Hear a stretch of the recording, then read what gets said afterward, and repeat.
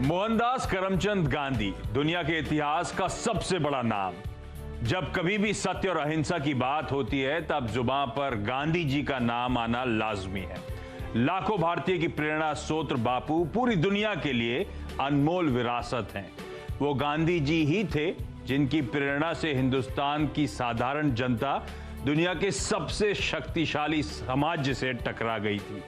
जिस तरह सत्य और अहिंसा के रास्ते पर चलकर देश ने आजादी पाई थी, वैसे ही बापू मंत्र के जरिए आप भी मजबूत पोर्टफोलियो बना सकते हैं। शेयर मार्केट्स में कई ऐसे शेयर हैं जिनकी ताकत को अब तक पहचाना नहीं गया है। तो चलिए जानते हैं शानदार कमाई कराने वाले बापू स्टॉक्स।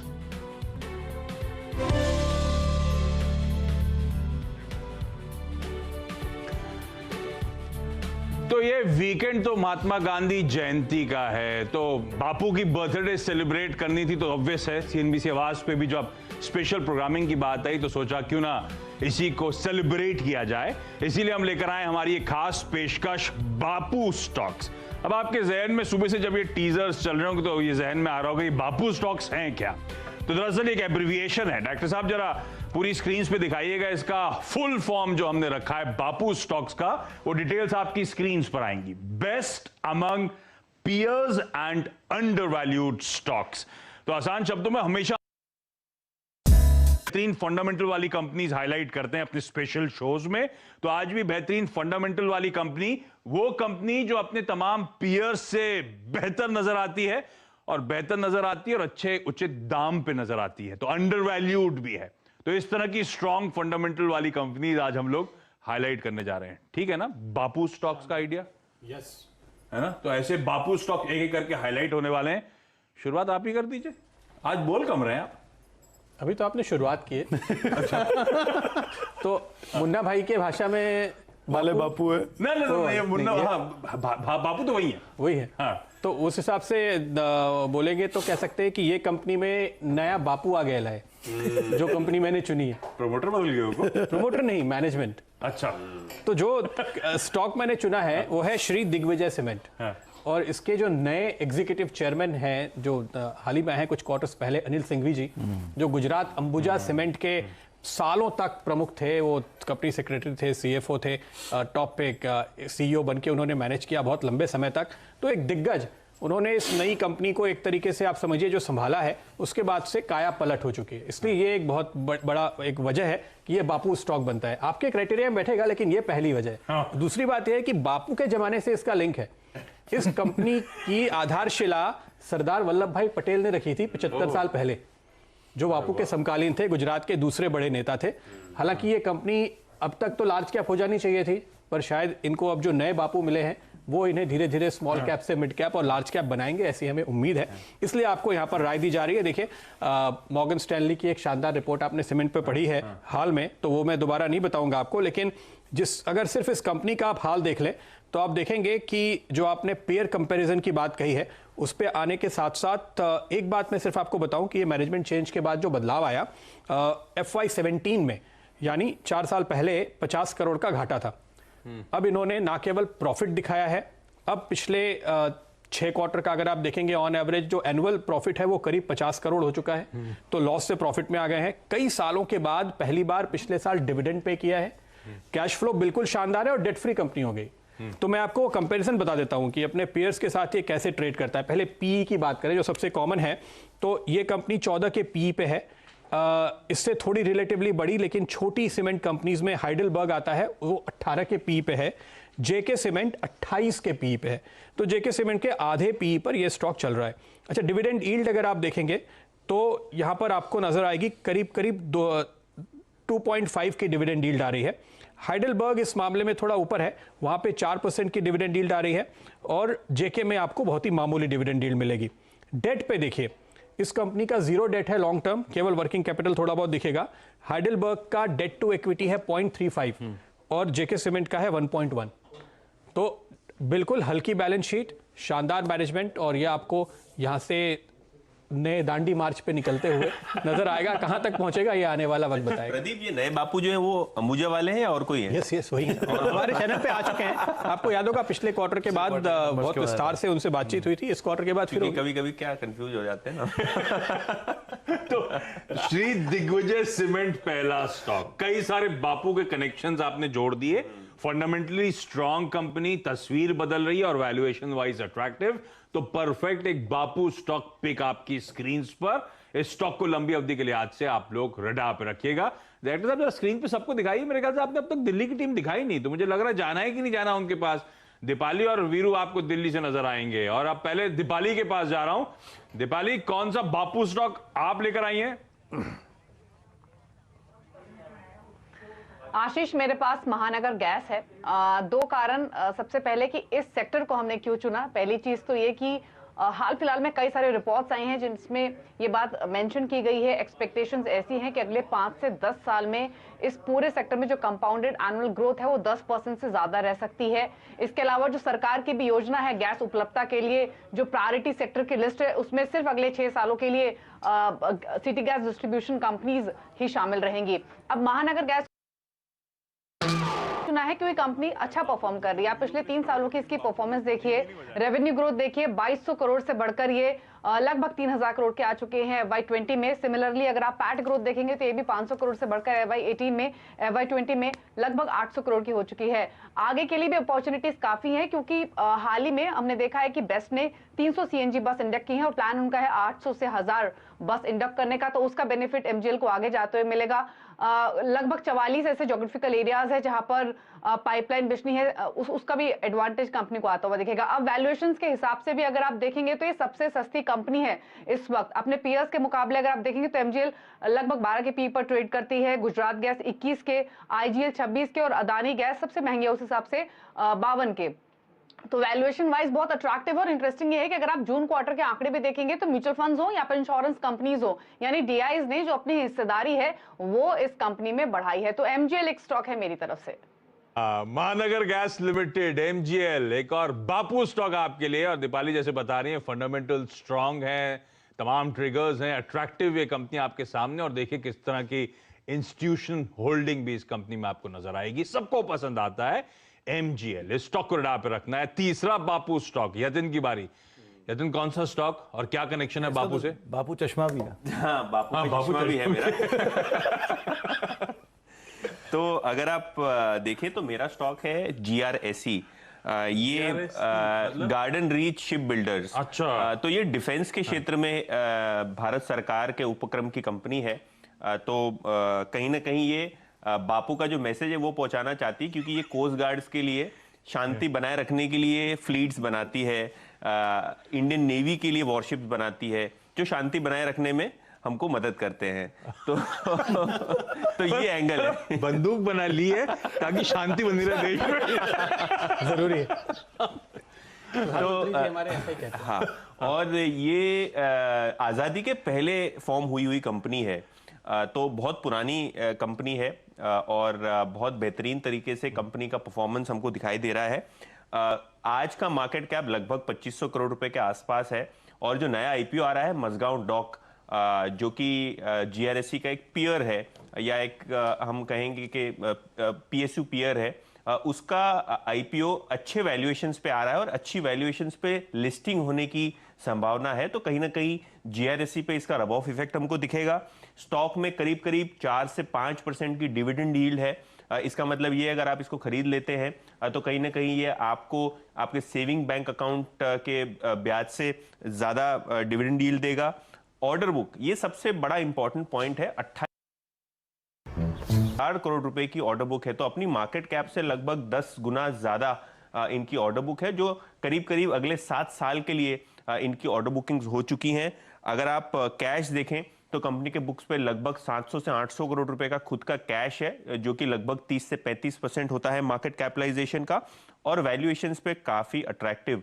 तो GRSE जो कि एक फोकस में रहेगी, डिफेंस PSU, ऑर्डर बुक बहुत बेहतरीन। और जिस हिसाब से कंपनी के फंडामेंटल शेप हो रहे हैं, जिस हिसाब की वैल्यूएशंस पे स्टॉक अवेलेबल है, कहीं ना कहीं इसकी आगे चलते हुए हमको वेल्थ क्रिएशन होते हुए दिखेगी। हाँ, तो गार्डन रीच शिप बिल्डर्स एक बेहतरीन सरकारी कंपनी और रब ऑफ मिलना है जो एक आईपीओ जल्दी लिस्टिंग जो होने वाली है, तगड़ी लिस्टिंग जो होने की तैयारी हो रही है उसका भी। तो गार्डन रीच शिप बिल्डर्स को अडॉप्ट पे रखिएगा।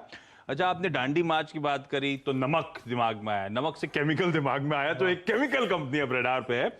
ये कंपनी दरअसल आपकी आजू बाजू जो हो रहा है आपको बड़ा क्लोजली वॉच आउट करना चाहिए। एक तो ग्लोबली इलेक्ट्रिक व्हीकल्स को पुश, हमारे यहाँ तमाम स्कीम्स आ रही हैं ताकि ईवीज को पुश किया जा सके। इलेक्ट्रॉनिक गैजेट्स की सेल्स लगातार बढ़ रही हैं, तो आपने वो स्मार्टफोन्स आप सबके पास देखते हैं आजकल लगातार दिख रहे हैं।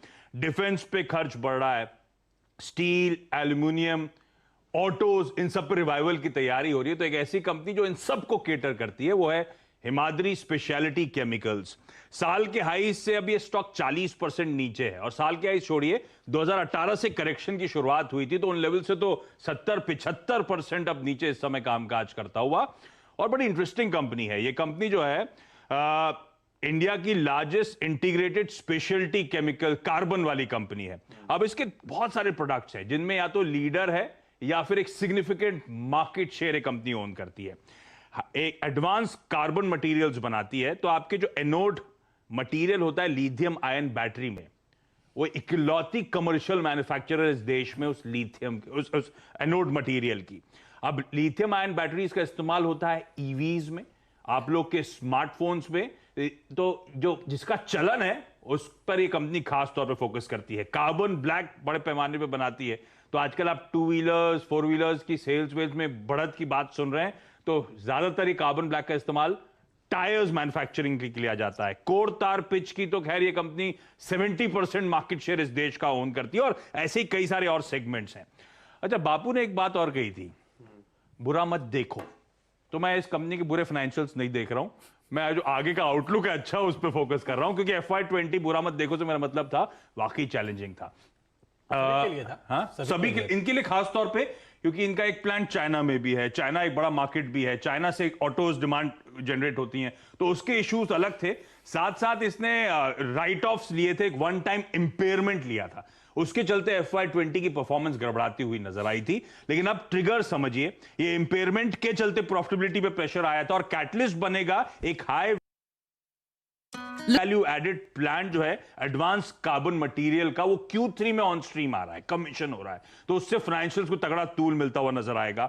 इस कंपनी ने तमाम केपेक्स जो करी वो सेल्फ फंडिंग के जरिए करी है, उसके बावजूद इसकी डेट इक्विटी जो है 0.2-0.3 टाइम्स आपको नजर आएगा।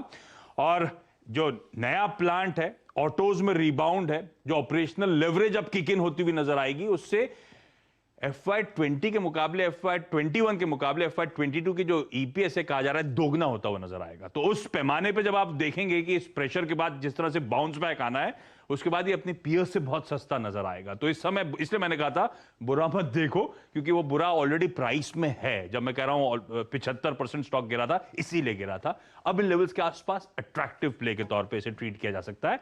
हिमाद्री स्पेशलिटी केमिकल्स एक और बापू स्टॉक। एक काम करता हूं, मैं रैप अप करूंगा, हम लोगों ने जो स्टॉक की चर्चा करी, लेकिन अभी सुमित और साथ साथ आपको दिल्ली में वीरू का स्टॉक वो बचा हुआ है, ब्रेक के उस पार उन स्टॉक्स को भी मेंशन, और उसके बाद एक क्विक रैप अप आपके लिए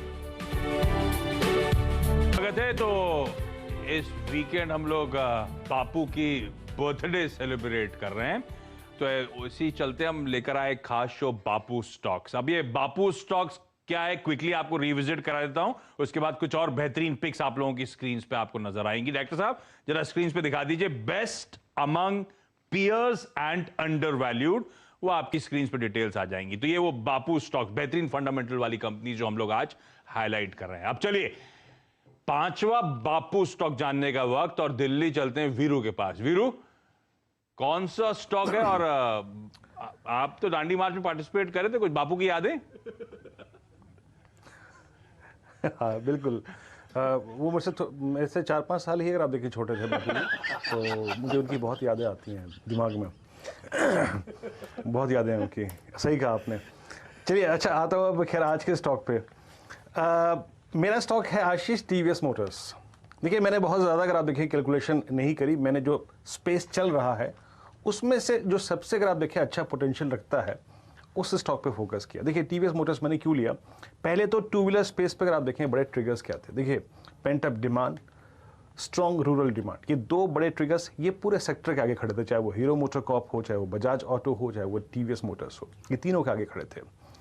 लेकिन अच्छी चीज़ ये है आशीष कि अगर आप ये देखें, टू व्हीलर के पास एक और एक ट्रिगर था, वो ये था जीएसटी के रेट्स को रैशनलाइज कर देना, वो इस पूरे सेक्टर के लिए एक और ट्रिगर है। लेकिन मैं फिर आया इस कंपनी पर, इन्होंने एक तो अपना जो डिस्ट्रीब्यूशन जो है ना, वो पिछले कुछ समय में 6-7 महीने में काफ़ी स्ट्रॉन्ग किया है। इन्होंने कोलंबिया में कुछ डिस्ट्रीब्यूशन जो करार हैं वो किए हैं। इन्होंने अपना प्रोडक्ट पोर्टफोलियो काफ़ी स्ट्रॉन्ग रखा, अभी प्रीमियम सेगमेंट में कैपिटलाइज करते हुए। हाल ही में इन्होंने लास्ट वीक इन्होंने एक तो स्ट्रॉन्ग प्रोडक्ट पोर्टफोलियो है, तो हर चीज़ मेरे को अच्छी लगी आशीष। और उसके बाद मैंने कंपैरिजन किया प्राइस पे, कि प्राइस पे मुझे क्या पे करना पड़ रहा है वर्सेस अगर आप देखें rest of two wheeler space. Bajaj auto आपको हिस्टोरिकल हाई से 10% डिस्काउंट पे मिल रहा है, हीरो मोटर कॉर्प आपको हिस्टोरिकल हाई से लगभग 30% के डिस्काउंट पे मिल रहा है, लेकिन टीवीएस मोटर्स अपने ऑल टाइम हाई से अप्रॉक्सीमेटली आपको 40% रिट्रेसमेंट लेवल पे मिल रहा है। तो पहली चीज़ तो ये है कि जब पूरे सेक्टर के आगे एक ट्रिगर खड़ा है, तो मैं एक ऐसा स्टॉक ले रहा हूँ जहाँ पे मेरे को प्रॉफिट पोटेंशियल्स ज़्यादा रखते हैं। मैं आपको चार्टी के लिए आशीष एक चीज़ दिखाना चाहूँगा।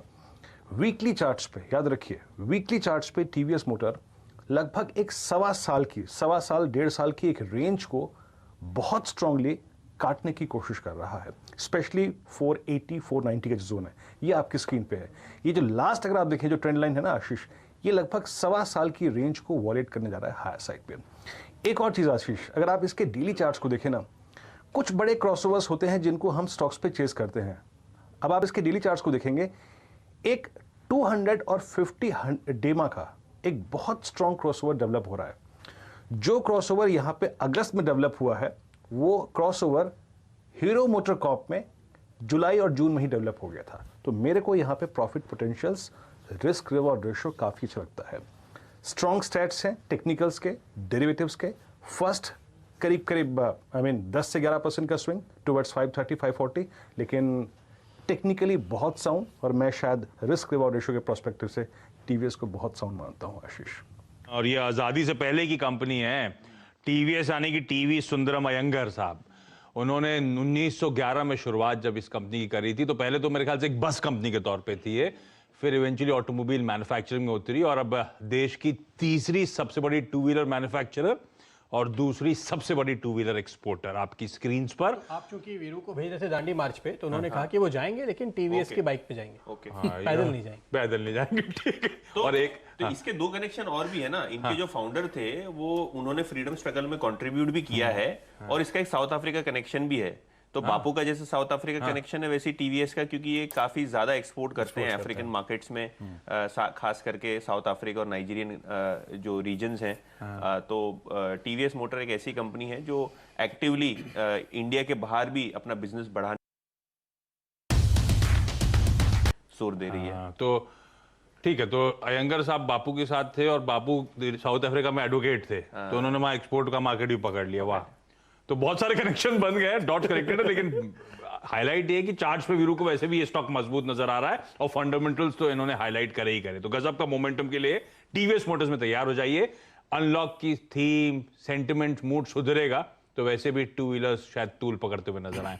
और यतिन कुछ दिन पहले वो बुल एंड बेयर डिबेट में मेंशन भी कर रहे थे कि कई सारे लोग, क्योंकि पब्लिक ट्रांसपोर्ट नहीं खुल रहा है, तो कई लोग माइग्रेट कर रहे हैं, टू व्हीलर्स खरीद रहे हैं, और टू व्हीलर्स में भी 100-125 सीसी, क्योंकि वो सिर्फ माइग्रेशन वाला क्राउड है। जो वीरू कह रहे हैं, उसी पॉकेट को अभी कंपनी टारगेट कर रही है नए लॉन्चेस के जरिए। तो ठीक बात, तो ये कंपनी बेहतर है। लेकिन आपके पास कौन सा स्टॉक है आज का आखिरी? देखिए, मेरे पास है सीमेंट कंपनी। अभी थोड़े पहले एक सीमेंट कंपनी की बात हुई है, मेरी है जेके लक्ष्मी सीमेंट। ओके, तो जेके लक्ष्मी सीमेंट, बहुत सारी बातें पहले ही उठ जाएंगी कि वो भी सीमेंट थी और ये भी सीमेंट है, तो बेहतर क्या है? आपकी सीमेंट उनकी सीमेंट से बेहतर कैसे? बेहतर कैसे? इनकी सीमेंट ज्यादा काली है। मेरा ये कहना है, पहले खुद इस्तेमाल करो फिर विश्वास करो। खैर, देखिए 40 साल पुरानी कंपनी है, स्मॉल कैप, मिड कैप, आगे लार्ज कैप भी बनेंगी। तो जेके लक्ष्मी ओन्ड करीब 40 साल पुराना ब्रांड है, 9 प्लांट्स हैं कंपनी के, 7000 से ज़्यादा डिस्ट्रीब्यूशन है, और एक अच्छा ब्रांड ओन करते हैं। मेजर कस्टमर्स के तौर पे रिलायंस, एनटीपीसी, एलएनटी और मेजर सभी जितनी इंफ्रा कंपनी है वो इनके क्लाइंट्स हैं। सरदार सरोवर डैम या फिर डायमंड क्वाड्रिलेटरल, इस तरह के जो बड़े मेगा प्रोजेक्ट्स बन रहे हैं वो इनके लिए, उसके लिए सप्लायर हैं, उसके लिए इनका प्रोडक्ट जाता है। तो आप उससे अंदाज़ा लगा सकते हैं किस तरह की क्रेडिबिलिटी इन्होंने डेवलप की पिछले 41 सालों में। और बाकी चीज़ों के लिहाज से भी देखें तो एक अच्छी कैपेसिटीज़ को ये ना केवल मेंटेन कर रहे हैं बल्कि नए नए प्रोडक्ट को प्रोफाइल में ऐड करके उसको और बेटर साइड पे कर रहे हैं, जिससे मार्जिन्स भी इनकी इंप्रूव हो रहे हैं और साथ ही साथ नंबर्स जो हैं पिछले 3 सालों में या 4 सालों में वहाँ पर भी इंप्रूवमेंट आता हुआ दिखाई पड़ रहा है। रेवेन्यूज़ के आंकड़े, प्रॉफिटेबिलिटी के आंकड़े आपकी स्क्रीन पर चल ही रहे होंगे, जिस पर आप देख पा रहे हैं कि करीब करीब 3000 करोड़ की रेंज से प्रॉफिट बढ़ के करीब 5000 करोड़ रुपए की रेंज में पहुंच चुका है। और प्रॉफिटेबिलिटी में भी एक बड़ा जंप आता हुआ दिखाई पड़ा है, 50-55 करोड़ से बढ़ के 150 फिर 200 करोड़ रुपए की रेंज में कहीं प्रॉफिट पहुंचता हुआ दिखाई पड़ रहा है। तो एक स्ट्रांगली कंपनी ने अपनी बुक्स को भी मेंटेन किया है, नंबर्स को भी ठीक रखा है। एक और इंटरेस्टिंग चीज़ ये भी है कि यहाँ पर प्रमोटर भी अपना स्टेक जो है वो इंटैक्ट रख रहे हैं और स्लाइटली बढ़ा भी रहे हैं। तो मेजरली बाकी पीयर से कंपैरिजन में ठीक ठाक है। स्मॉल कैप में भी कंपैरिजन आपको प्रदीप जी ने बताया भी, लेकिन अब मिड कैप के कंपैरिजन में आप नजर डालें कि करके आपकी स्क्रीन पे सभी आंकड़े आएंगे। चाहे आप लार्ज कैप में एसीसी, अंबुजा, अल्ट्राटेक इन 3 से कंपेयर कर लें, या मिड कैप में हीडलबर्ग सीमेंट जैसी कंपनी या जेके सीमेंट जैसी कंपनी से कंपेयर कर लें, उनके सामने भी इसकी जो वैल्यू है वो ज़्यादा बेहतर है। करीब 12 के मल्टीपल पे स्टॉक का कामकाज कर रहा है, जबकि majorly mid cap cement space जो है वो 18 से 20 के मल्टीपल पे कामकाज करता है। लार्ज कैप स्पेस 20 से 25 के मल्टीपल पे कामकाज करता है। तो उस कंपैरिजन में एक बेटर साइड पे दिखाई पड़ रहा है। और जिस तरह की कैपेसिटीज़ हैं, जिस तरह का करेक्शन हायर लेवल से देखने को मिला है, एक अच्छा पीयर कंपैरिजन भी इसका दिख रहा है। तो आप नियर टर्म के लिए देख सकते हैं, अच्छा विकल्प है जेके लक्ष्मी सीमेंट। ये भी इंडिपेंडेंस से पहले वाली है क्या? नहीं, ये 40 जी हाँ, ये मैं आपको बताता हूँ। देखिए, ये भी प्रभावित थे महात्मा गांधी से, और दरअसल इसके जो फाउंडर थे जेके ग्रुप के, लाला जुग्गीलाल सिंघानिया, उनका जन्म 1857 में हुआ था, जब देश का पहला स्वतंत्रता संग्राम चल रहा था। तो ये मंगल पांडे वाले जमाने वाले। बिल्कुल, उससे भी ज्यादा पुराना इतिहास है इस ग्रुप का। अरे वाह। तो और ये जेके लक्ष्मी सीमेंट 1938 में इसका गठन हो गया था, ठीक बात। तो इसका भी पुराना इतिहास और आज भी अट्रैक्टिव। और इस समय खास तौर पे देखिए सीमेंट की बात करी जा रही है कि सेकंड हाफ में बड़ा तगड़ा ट्रैक्शन आएगा, तो 2 सीमेंट कंपनीज आपके लिए विकल्प के तौर पे, जहां पे एक बेहतरीन मजबूत नींव बनेगी आपके पोर्टफोलियो की। सोच थी ना नया इंडिया बनाना है, तो नया इंडिया बनेगा सीमेंट से। वाह वाह, और सीमेंट से शुरुआत होगी उसकी। इसने शुरू भी कर दिया चश्मा लगा के। चलिए, तो 6 बेहतरीन स्टॉक्स आपके लिए आ चुके हैं। बापू स्टॉक्स एक बार स्क्रीन पे रिविजिट करवाइए डायरेक्टर साहब, ये कौन से स्टॉक्स हैं जिनकी हमने चर्चा करी है, तो वो रिविजिट आपकी स्क्रीन पे। गार्डन रीच शिप बिल्डर्स, जहां पे फंडामेंटल्स अच्छे, बुक्स पे तगड़ा कैश, और एक और पीयर कंपनी की लिस्टिंग होने की तैयारी, तो ये स्टॉक शायद यहां से और भी अच्छे मूव्स दिखाए। हिमाद्री स्पेशलिटी केमिकल्स, जहां पे FY22 ऑनवर्ड शायद ग्रोथ वापस तगड़ी ट्रेजेक्टरी पर लौटती हुई नजर आएगी आपको, और इसीलिए इन लेवल्स के आसपास फॉरवर्ड अर्निंग्स के लिहाज से ये स्टॉक अपने पीयर्स से कहीं सस्ता नजर आता है। जेके लक्ष्मी सीमेंट, अभी अभी चर्चा हुई सीमेंट एज अ स्पेस की, तो 2 बेहतरीन बेट्स हैं। मिड कैप में जेके लक्ष्मी सीमेंट पे दाव लगाया जा सकता है, अट्रैक्टिव प्ले है। और छोटी कंपनी अगर सीमेंट स्पेस पे देखनी है, जहां पे कई सारे प्रदीप ने बापू कनेक्शंस भी जोड़ दिए थे, श्री दिग्विजय सीमेंट, ये भी बेहतरीन कंपनी। प्रमोटर्स या मैनेजमेंट बदल रहा है, और उस मैनेजमेंट के बदलने से और कन्विक्शन इस स्टॉक पे बढ़ता हुआ। टीवीएस मोटर्स, वीरू ने अभी अभी मेंशन करा कैसे इस तस्वीर बदल रही है, कैसे ऑप्टिमिज्म है कि H2 में ऑटो सेल्स और रिवाइव होती हुई नजर आएंगी, और क्यों अपने सारे पीयर्स से चार्ज पे भी ये कंपनी ज्यादा बेहतर प्लेस्ड आपको नजर आती है। और दीपाली ने मेंशन करा था महानगर गैस लिमिटेड यानी कि MGL का काउंटर, और ये भी फंडामेंटली स्ट्रांग बेहतरीन इंस्टीट्यूशनल होल्डिंग, और ये स्टॉक भी यहां से अच्छे तगड़े अप मूव्स देने का दमखम रखता है। चलिए, इस नोट पर इस खास पेशकश में जुड़ने के लिए आप सबका धन्यवाद। CNBC आवाज पर न्यूज कवरेज ब्रेक के उस पार भी कंटिन्यू करेगा।